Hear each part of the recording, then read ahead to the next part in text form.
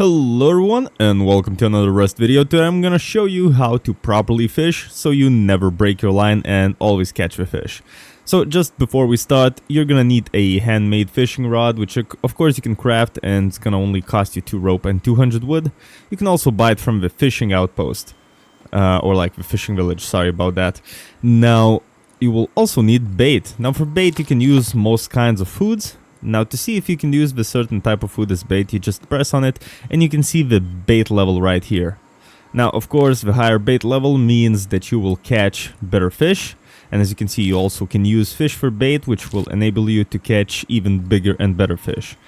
So you will just equip some sort of a bait, use your fishing pole, and also, fishing rod, sorry. And also, if you want to fish safely, just go to a fishing village or some kind of a protected monument, which is on the seaside, which is usually the fishing village. Right, now, once you're here, you're just gonna do right click. You're gonna set where you want your bobber to go. Of course, you don't want to, you can't do it like nearby the coast, so you want to go a bit further out. Then you press the left mouse, and the bobber will land in the water. Now once the bobber starts moving, that means a fish is, on the line, as you see right now. Now here's the basic controls.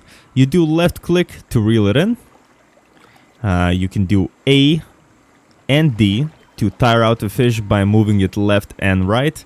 Now when you're tiring your fish out, and for example pressing A, you want to make sure that the fishing rod, well, you're kind of facing left as well.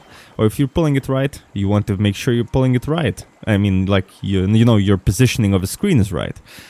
Now with easier fish, it's definitely easier to catch fish. As you can see, it was pretty simple here. Now let's put in a better bait here, so maybe we can get a more challenging fish.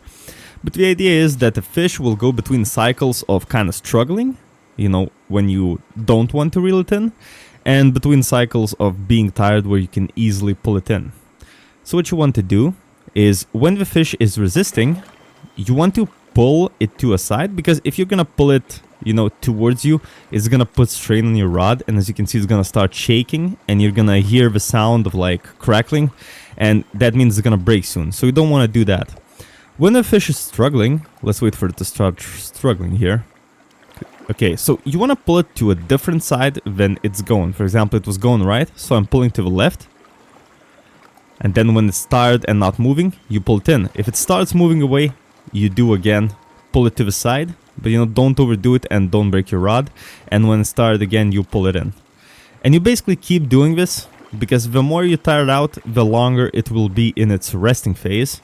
And you can pull it in easier this way. As you can see, it's resting again. Still struggling a bit. We can tire it out even more. And we got it. So guys, it's like you have to alternate between pulling it in and tiring it out. Let's try another one here. And again, if it's going to the left, you want to pull it to the right. If it's going to the right, you want to pull it to the left.